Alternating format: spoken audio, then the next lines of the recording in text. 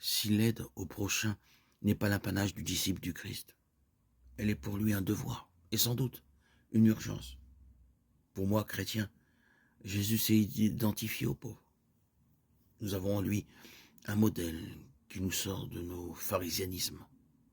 Au soir de notre vie, nous serons jugés sur l'amour. Avec Jésus, nous n'avons pas le choix. Nous savons qu'aimer Dieu ne signifie pas enchaîner les prières et purifier nos coupes, mais nous mettre à genoux, nouer notre tablier et servir nos frères. Les œuvres de miséricorde sont ces actes de service qui nous permettent d'aimer concrètement Dieu à travers nos frères et de nous mettre ainsi à son école.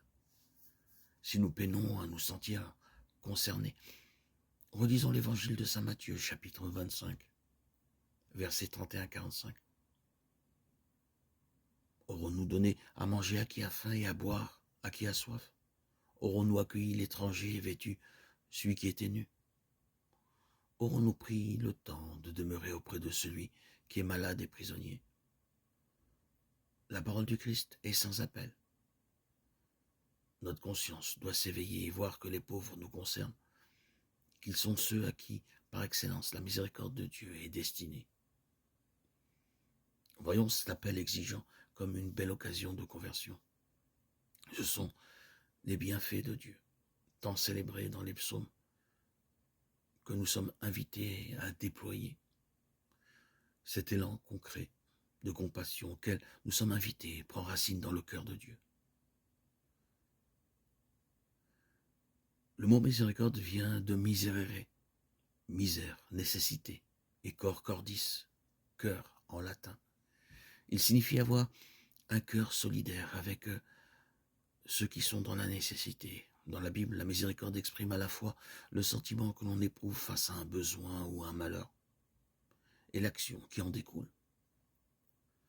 Un sentiment et une action, un ressenti si puissant qu'il met en mouvement. Dans l'Ancien Testament, nous voyons que c'est d'abord en Dieu que l'homme rencontre cette miséricorde. Elle se manifeste tout au long de l'histoire du peuple élu.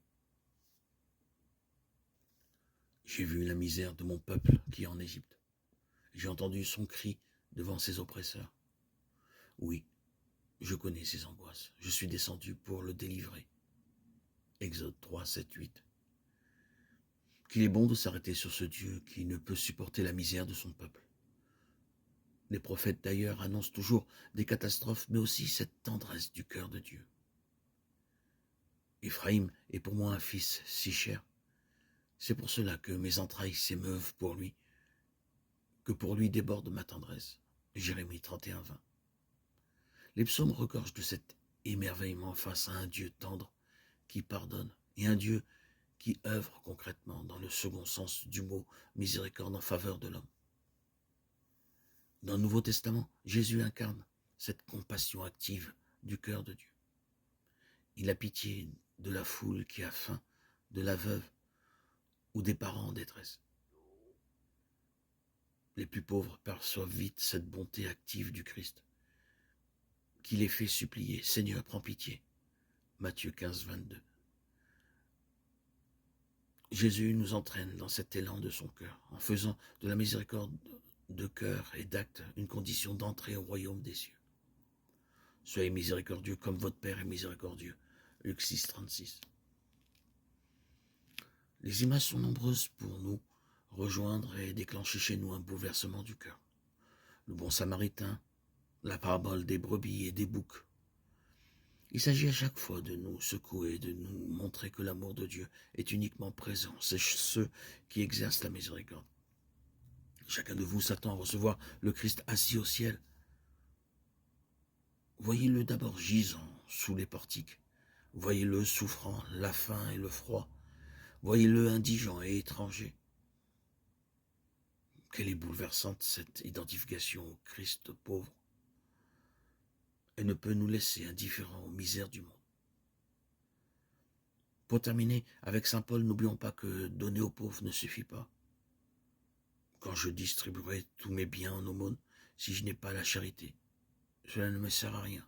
1 Corinthiens 13, 3.